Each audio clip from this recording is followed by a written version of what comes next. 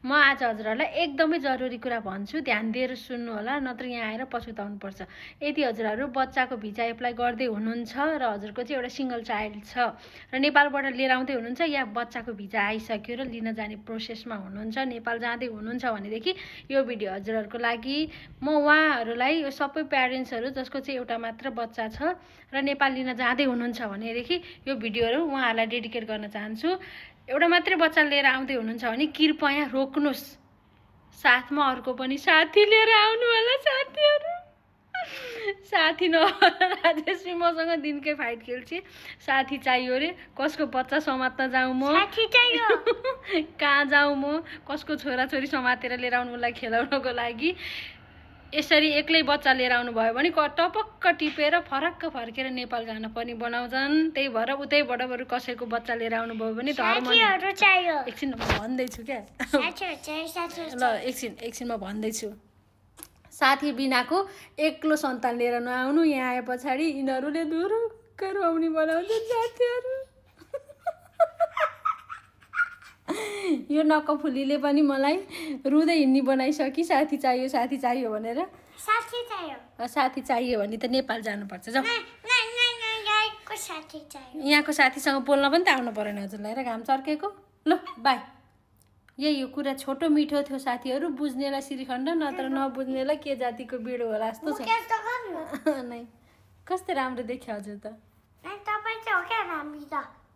राम्री छु अनि म यस्तो राम्रीमा आमाको छोरी बाँदर जस्तो चाहिँ कसरी जन्मी? तपाईँ चाहिँ हो क्या राम्री भनेको, कपालले भुत्ताउनु न राम्री देख्नुहुन्छ तपाईँ। ल मलाई एकचोटि राम्री बनाइदिन्छु अन्त मामालाई। यही हो राम्री बनाएको?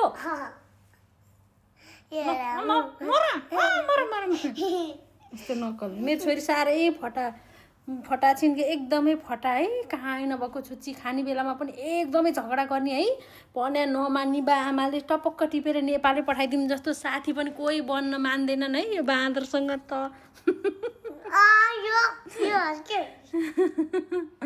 छोडिछौ नि, मलाई नचलाइसो, मलाई डोन्ट टच मी। 5 मिनट आमा छोरीको यति धेरै फाइट पर्छ कि एकजना त फाइट छुट्याउनकै लागि चाहिन्छ साथीहरू। के भएको होला, बच्चा ठुलो भएपछि पनि आमा बाउले भने नमान्ने। ल हेर त यहाँ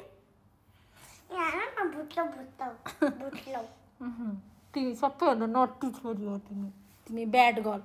यहाँ हेर मामुलाई यस्तो गरिदिने मान्छे ब्याड गर्ल त हुन्छ नि।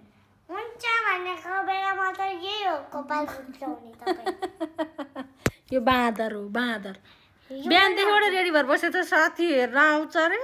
अनि त्यसपछि छोरो तिमी त कस्तो नराम्रो भए, कपाल नकोरिकन जाने। यत्तिकै साथीहरूले राम्रो मान्दैन भने मेरो कपाल कोदिसु न मामु, उसलाई चाहियो भने चाहिँ होइन, मामु यता फर्किसु न, मामु यस्तो गरिदिसु न गर्ने है। अनि त्यस पछाडि उसलाई रिस उठ्ने चिज भयो भने त मम्मी होइन म चिन्दिनँ को होस् त भनेर भन्ने क्या बच्चाहरू पनि।